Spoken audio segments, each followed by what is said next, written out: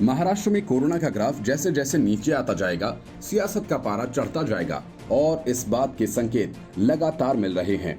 उद्धव ठाकरे से महाविकास अघाड़ी में शामिल पार्टियों का मोह भंग हो चुका है और इंतजार सही वक्त का है। कांग्रेस तो पहले से ही उद्धव ठाकरे से नाराज चल रही है, लेकिन अब शरद पवार भी इस तरह के संकेत देने लगे हैं।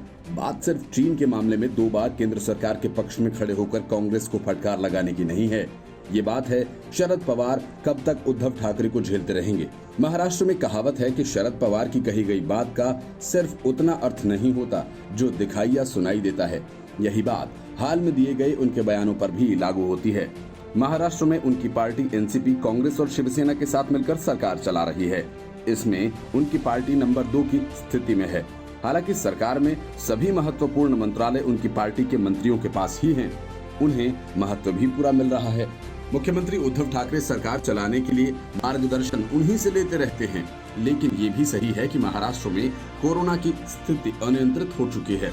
इसकी जिम्मेदारी भी सरकार की ही होगी। संभव है कि निकट भविष्य में सरकार में शामिल तीनों दल इस असफलता का ठीकरा एक दूसरे पर फोड़ते नजर आए। पिछले दिनों इसकी एक छोटी सी वानगी भी देखी गई, जब कांग्रेस खुद को महत्व न मिलने की शिकायत करती दिखी और शिवसेना ने अपने मुखपत्र सामना में उसे कुरकुर करने वाली पुरानी खटिया बता डाला। उससे पहले राहुल गांधी भी कह चुके हैं कि महाराष्ट्र सरकार में उनकी पार्टी निर्णायक भूमिका में है ही नहीं। भविष्य में तीनों दलों के हितों के टकराव इससे बदतर रूप भी ले सकते हैं। शरद पवार संभवतः उन्हीं दिनों को देख पा रहे हैं और उससे आगे की सोच रहे हैं। महाराष्ट्र का राजनीतिक गणित फिलहाल ऐसा है कि बीजेपी किसी एक दल को साथ लिए बिना सरकार नहीं बना सकती, कांग्रेस के साथ वो जा नहीं सकती, शिवसेना के साथ रिश्ते इतने कड़वे हो चुके हैं कि उसके साथ सरकार चलानी नहीं बल्कि उसे सबक सिखाना ही बीजेपी का लक्ष्य रह गया है।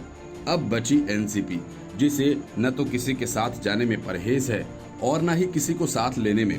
2014 में भी जब अचानक शिवसेना से गठबंधन तोड़कर चुनाव के बाद भाजपा पूर्ण बहुमत से पीछे रह गई तो एनसीपी ने ही उसका हाथ थामा था। शरद पवार के पास ये तर्क सदैव सुरक्षित है कि अभी राज्य चुनाव झेलने की स्थिति में नहीं है। 6 माह पहले अजीत पवार के देवेंद्र फडणवीस के साथ शपथ लेने से भी ये सिद्ध हो चुका है कि राजनीति में कोई किसी का स्थायी दोस्त या दुश्मन नहीं होता। 2 दिन पहले ही देवेंद्र फडणवीस एक बयान दे चुके हैं। भाजपा के साथ आने का प्रस्ताव अकेले अजीत पवार का नहीं बल्कि राष्ट्रीय कम्युनिस्ट पार्टी के अध्यक्ष का भी था।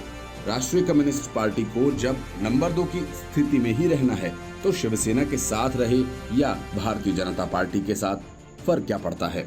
पवार को आपत्ति हो सकती है तो सिर्फ देवेंद्र फडणवीस के नेतृत्व से, वो भी इसलिए क्योंकि चुनाव के दौरान फडणवीस मराठा छत्रप के प्रति बहुत सख्त भाषा का इस्तेमाल कर चुके हैं। लेकिन उससे भी महत्वपूर्ण बात यह है कि फडणवीस मराठा समुदाय से नहीं आते।